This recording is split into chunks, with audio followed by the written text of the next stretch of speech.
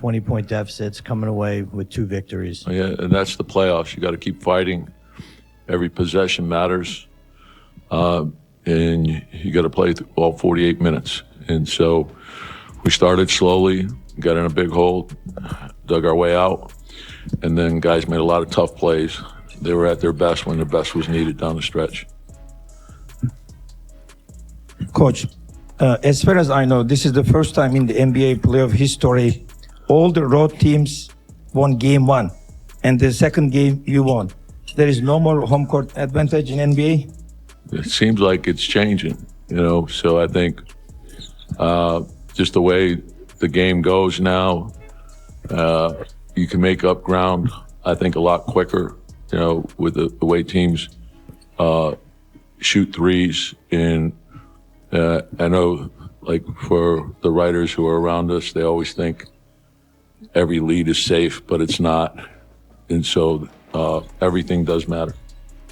Tom, on that last play, just, I guess, walk us through a little bit. It looked like Mitch and OG basically forced him to the left, and what you saw from there.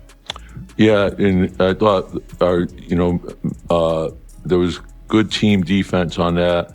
There was a swarm, and Tatum is so tough when he gets any speed and he's going downhill. So you need bodies in front of him, and then the pursuit from behind is also important. But I thought in the fourth quarter our defense was outstanding, and that's what we need to do for the entire game. And I was still really concerned about the rebounding. We have to fix that. Obviously, you don't want to get in the habit of 20-point comebacks. But what does that say about the character of this team?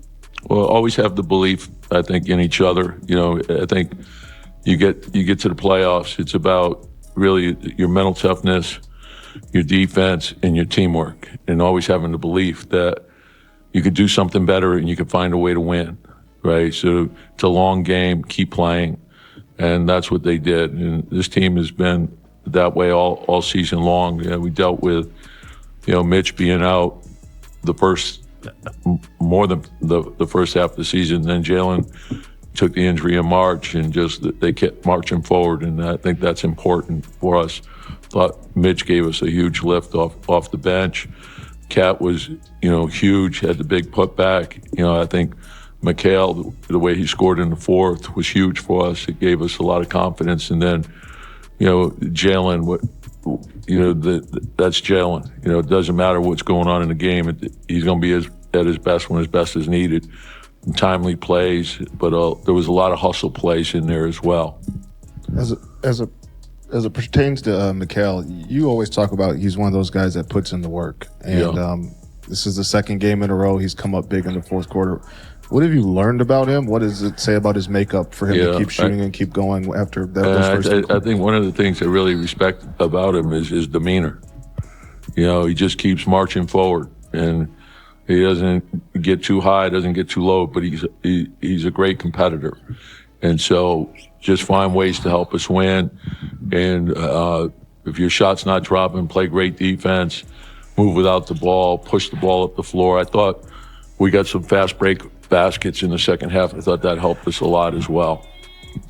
Hey, Tom, when you guys are down 20, Miles comes in, and how much of a spark do you think that was? Yeah, I think he and Mitch, because we were flat, and I think they came in and they provided a spark and got us going. We got some stops, and we got into the open floor. A couple shots went down, right, and then everyone started feeling a lot better.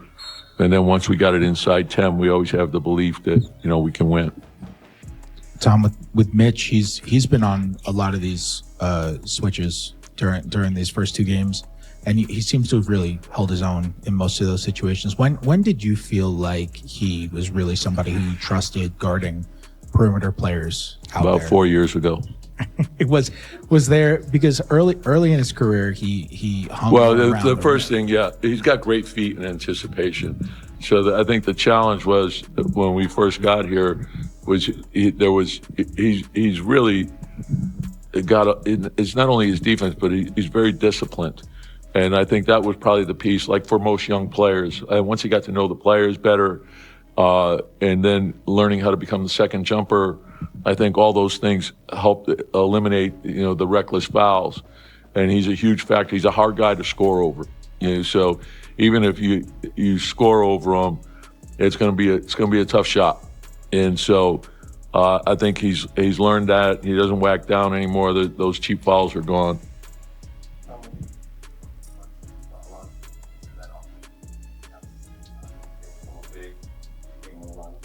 Yeah. Yeah, like people always talk about offensive runs. I think you go on defensive runs as well. You also go on rebounding runs. You'll see guys, all of a sudden, they have, like Josh is a prime example. All of a sudden, he has 2 or 3 rebounds, and then he'll get like 4 or 5 in a row. So it's like making shots. And so I think whatever it takes for us to win, like Carl had the big and one, like Mikal with timely baskets, Jalen with timely baskets, Josh with his hustle, Mitch all over the floor, switching, guarding, great impact. But that's a team working together. It was no secret that you guys both Mikal, but not for Boston, but with Boston in mind. And the whole, Tatum and Brown for what they did tonight, they did in the first 2 games. Is that kind of what you envision? Well, not necessarily. I think a premium has been put on long wings in the league, so, and versatility. So guys who can guard 2, 3, 4, and even, point guards as well. So we got them because we felt they were good players and they could, make us better. And I think the length at that position, at the wing position, is huge because you're asking guys, particularly with 5 out, to get in, protect the paint, but also to get out and cover the line. And then when the ball gets shot, to also rebound.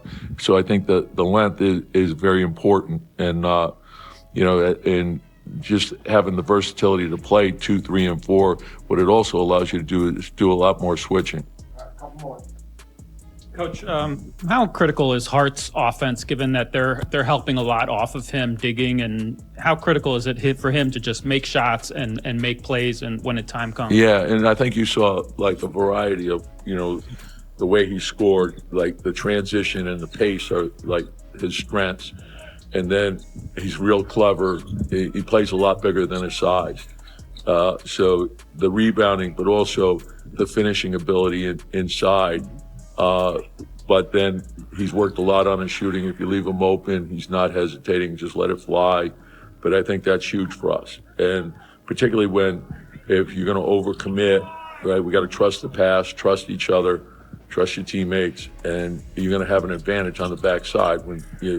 Anytime you put 2 on the ball, there's advantages in other areas. And so same thing, Carl gets double teamed all the time, Jalen gets double teamed all the time. So just trust each other, make the right play, and usually the second pass against the blitz or the double team in a post is going to get you a high quality shot. I am. No, that's the beauty of the playoffs, and it really, you can't get wrapped up in the emotions of it. I think it's important, you look forward to the next game, but to understand, okay, it's a series, but you have to focus on the game that you're playing. What is it going to take to win that game? So we know each game, right? There's going to be more force and more aggression in it, and we have to be ready for that. And so all we have to do is make sure that we're focusing on what it's going to take to win Game 3. Coach, the Celtics took 20 fewer three-point attempts, but shot the same percentage, 25%. I know it was a concern about how many shots of three-pointers the Celtics get up. Like, how impressed were you, and what was that a key to allowing you guys to come back and win, holding them to that percentage, even though they took? Yeah, and again, it's hard to say. Like, I want to look at the film to look at the quality of their shots. They have a style of play. I think they do a terrific job. They're strong on both sides of the ball. So we know we have to play for 48 minutes against them. And if you give them open shots, they're going to make them. If you give them a second crack at it, they're going to make you pay. And it's not just, it's their transition also. And then what they do on the offensive board to get the kickouts and In a play-by-play era that dates back to 96-97, to come back in back-to-back playoff games when trailing by at least 20 points in the second half. In both cases, it was in the third quarter. Joe Mazzulla, losing coach, what do you have? Joe, what happened there in the last 5 minutes? It just seemed like you guys couldn't score, and they just made every play.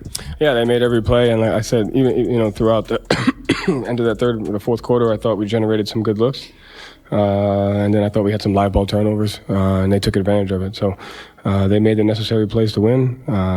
We put ourselves in position to do that, and we just didn't make the plays. You guys, two days off. How do you respond from this? This is just another blown 20-point lead. Exactly your worst nightmare. How do you come back from this? You just take a look at it, figure out where you have to be better, and put a full 48 minutes together. So I have an understanding that it's going to be difficult, but that's why we do what we do, and figure out where we have to get better and do that. Joe, what was the thought process with not calling timeout there with 12 seconds left? I had one left, got a good look on the exact same play 20 seconds earlier, tried to execute the exact same thing. They did a better job of their lower pickup point, and we weren't able to get the advantage that we had on the last Tatum dunk. So good full court setting. They subbed out Towns, weren't able to sub out Brunson, had action there, and just didn't execute. And then but how much is the time consideration a factor there with giving yourself a couple cracks at it? If you advance the ball there potentially. Yeah, absolutely. So you don't know that at the point of JT was driving left. Thought he had a good look, saw it at an angle, didn't shoot it, and ran out of time. Joe, just from an emotional standpoint, just how stunning is this for your team? You've come back from a lot of different things over the course of the past couple of years, but kind of where's your mindset at right now after certainly a stunning one? Figure out where we have to be better, watch film tomorrow as a team, and move on to the next game. Joe, you stay even keeled after losses. Like, it's just on to the next, but at the same time, like, no one likes losing. Is there any part of it that, like, can use that frustration or the anger after a loss to, like, go into the preparation of the next game, or is it a completely, like, clean slate after a game like that? You're down 2-0 heading on the road, so, you have an understanding of your environment, what you're up against. There's also, obviously, a lot of things that we're doing well, but then there's things that we need to be extremely better at in those situations. So, obviously, you have an understanding of the environment. You're down 0-2, so, we got to get on the road, and we got to find a way to win. Fourth quarter, we're like, all right, what plays are we going to do for the Wally Wall? And we couldn't figure out too many. And then all of a sudden, a whole lot of plays happened. So we've got a bunch for you right now. Mikal Bridges' turning point, obviously, he got hot early in that fourth quarter. And we're going to show you a big three-pointer that really started to let you know things are turning, and it came off some good defense. Yeah, part of the 14 straight missed shots by the Celtics. Outstanding Knicks defense. Here they end up switching this screen, and Karl Anthony Towns up top, frees it there. Now, Karl Anthony Towns, he can handle Al Horford any day of the week. Moves his feet. He's bigger. He's got good size. Bothers him. You can stay home on the shooters here when you know that you have Karl Anthony Towns guarding Al Horford, because this is a matchup he can handle, no problem. Does a good job not committing a foul. Horford gets low post position, but he just doesn't have the capability of finishing that anymore. Really good job at gang rebounding. When you get that long rebound, look to push it right down the Celtics' throat, because they had a lot of guys underneath trying to space the floor and go for rebounds. Look at Mikal Bridges running to that three-point line. Josh Hart running the left wing, could add a layup there. Take the three-point one. This is the one that was called a two. Yes. Yep, it was called a two in regulation. Thank goodness for instant replay to look that up and make sure that was a three, because that cut the lead to 7. And that's when the choke job started to creep into the Celtics' minds. That's the only explanation for what happened. 14 straight spot shots in the fourth quarter. They got some wide open looks. I know there were threes, but at the same time, those are shots that they'll take any day of the week. They just completely melted down in the last 5 minutes in crunch time. It is amazing to think that now you review shots to make sure it's a 3 or a 2. That 1 point obviously factored in huge at the end of this game. Josh Hart factored in huge in this entire game. A lot of it was offense, but what you notice from the Celtics is they hustle around, they get long rebounds, and they get extra shots for three-pointers. Well, 2 can play at that game, as Josh Hart shows here with his effort. Outstanding effort, and just just look at how good the execution is by the Knicks. Freeze it there. Good screen. Okay, Jalen Brown fights over. They double team Jalen Brunson. Fine, that's what they want. Possible roll to the basket here by Josh Hart. Look, 12 seconds on the shot clock. One screen, one side of the floor. Okay, nothing there. You're going to make them pick the ball up, get it to Bridges. Come set another screen. Tough to defend. Defense is moving. Eyes are moving. Bodies are moving. Screen by Josh Hart. He's a really good screener because that's a good one there. Gets Mikal Bridges a wide open look at the three-point line. Look at that shot. That's a great look. You got two guys right there. Horford's trying to contest. Bridges gets it up. Freeze it there. There goes Josh Hart. Gets that loose rebound. That was in and out, too. That was a really good look. That could have gone down. So now Celtics are completely in scramble mode. Josh Hart quicker to the loose ball. Jalen Brunson moving to the corner.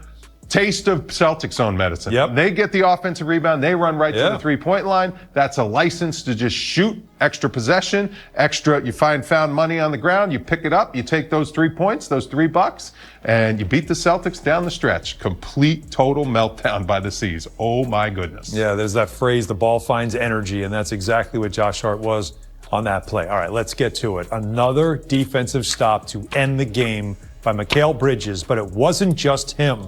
Watch Mitchell Robinson, watch OG Anunoby. There's a lot going on in this final play. Yeah, and it is really good defense, and this is what Mitchell Robinson brings. Anunoby is fine with saying, switch this screen. Al Horford's trying to set this big screen. You got Anunoby and Mitch here. Whichever way he goes, if he goes that way, Anunoby takes him. If he goes this way, Mitch takes him, and the Knicks are completely fine with the outcome. There's 8 seconds left. Make him go left. Yep. And that's Mitchell what Mitch Robinson does. Takes him. Al Horford's like, okay, I got to get my guy out of here. I got to let Tatum go one-on-one. Look at Mitch move his feet. Now, freeze it here. Now, the awareness by the Knicks is what's so impressive. They know in their heads what the clock is. 5 seconds. So they think, okay, Mitch is in good position, but maybe he's beat. Now I got to go help. And look at Bridges. He's like, even if I go help now, there's no way they can get a pass in time over to Jalen Brown to get a good look. This is just great awareness by this team. And the long arm of the law, Mikal Bridges, comes out and gets that steal, and it is pandemonium for the Knicks. To get 2 wins on the road in the playoffs, just really impressive stuff. They got a lot of help by the Celtics. Yes, their execution down the stretch, there's only one explanation. They just melted down. That's all it was. Yeah. They got some good looks, but to give up that kind of lead and to miss 14 straight shots with that roster and those players, I don't blame the coach. I blame those players. Those players have to learn how to execute in crunch time better. That was a complete choke job. Well, the coach did leave a timeout in his pocket. They decided to just take it up the floor, not call a timeout. You got to trust your set players. Play. Jason Tatum went down the floor, I think, the play before. Yeah. You can't blame him for not stopping the action and making them restart. They couldn't get anything going. You got to trust Jason Tatum. With Mitchell Robinson, a switch on him, you'll take that any day of the week. You got to trust Tatum to make a better play. All right, well, in 2 plays, Mikal Bridges makes the defensive stop at the very end of the game.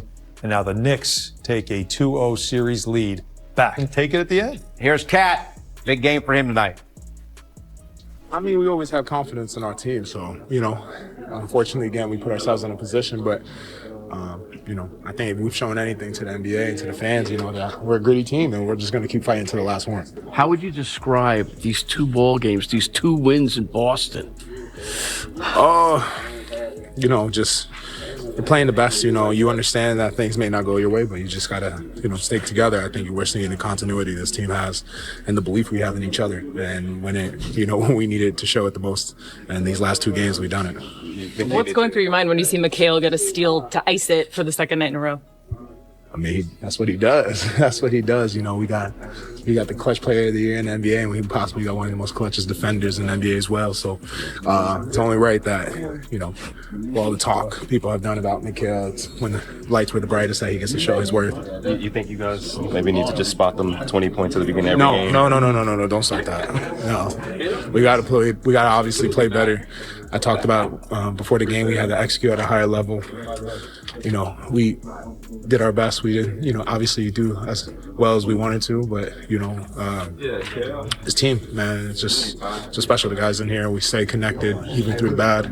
And, we just find a way. So shout out to them, but playing a really, really good team, we can't keep spotting 20-point leads and expect to come out with a win. Kat, what can you say about the defense tonight, especially in the 4th quarter, only allowing a high-powered Celtic team only 17 points?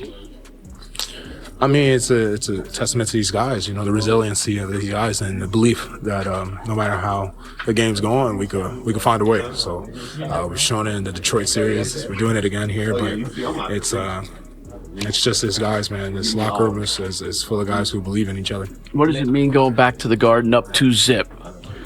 It means we up 2-zip. I mean, but it doesn't really mean anything. If anything, it's taught me experience from last year. We were up 2-0 the same way in both away games in Denver, and we came home and we left our home 2 games 2-2. So we can't take anything for granted. We got to find ourselves executing at a higher level. We can't keep doing these 20-point leads for Boston and hope to come back and win the game. We gotta play better. We gotta shoot better. We gotta execute better. We can't start having that kind of Knicks basketball being played down 20. We gotta start from start the game that way and finish the game that way. 48 minutes. Cat had a key second quarter. 10 of his points in that second quarter, and if he's not doing that, Allen, the 9-point deficit at half would have been a whole lot worse. And you saw late in the game, we were showing it just on the Wally wall, some of the effort on the boards and defense had to do with Mitchell Robinson and Towns playing together. That added size out there almost forced Joe Mazzulla to play big as well. He was trying with Porzingis, couldn't get a lot of minutes out of him.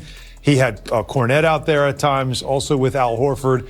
The size factor is also something to consider. It's twice now in the second half where the Knicks dominated defensively because they had 2 bigs on the floor. Yeah, the manipulation of matchups and just the coaching job that was done by Tom Thibodeau. Yep. And then Karl Anthony Towns responding and answering the bell. Offensively, we know how good he is. He's outstanding. Defensively, as big as he is, it's tough for him to move his feet in the pick and roll. He can guard guys when he keeps them under control and in front of him. He's a very good defender. But it's all about not asking him to guard Jason Tatum on an island 30 feet from the basket. That's impossible for him to do. And I think Tom Thibodeau, as this series goes along, he's figuring it out. Just playing through the final whistle. Can't really explain it, but we just got to give each other confidence when we go through stretches like that and just keep fighting, keep believing. Jalen, just walk me through your mentality in these final kind of plays, the way that you had on Monday and then in these 2 plays in the final minute today. For you, mentally, how have you been so mentally strong and tough to be able to come through in those moments, even if you struggled in the first half of both games? Yeah, it's a focus that I need to have at that moment. You can't really worry about what happened previously in the game. It's all about just focusing, having a clear mind, and just trying to win the game. That's just my mindset, and I wouldn't be that way without my teammates. For both of you, Tibbs got up here and said people always like to talk about offensive runs, but there can be defensive runs and rebounding runs. And he mentioned Josh grabbing a couple boards there in a row. How important is those things when the shots aren't falling, to just do everything else and do it at a high level? And does that turn into the offense getting to where it needs to be?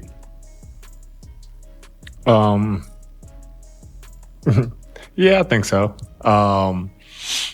When you're not making shots, you got to find ways to impact the game in a positive way. And, that could be an offensive rebound, kick out for another opportunity, a defensive steal to get you out in transition and on the break and get an easy bucket.